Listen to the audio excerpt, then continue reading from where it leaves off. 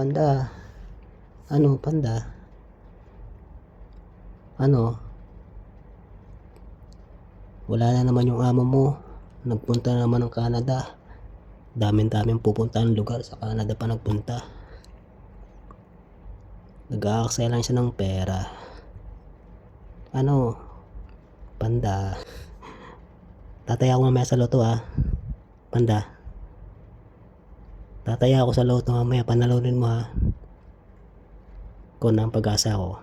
Panda. Kasi birthday ko ngayon. Huwag mo akong isnabin. Panda. Today is September 15. Oh, yan. Swerte ng pagkain mo naman Chicken pa yung, fresh chicken pa yung kinakain mo. Talo pa yung pagkain ko. Swerte mo naman. Taba-taba mo na, Panda. Busog ka na naman.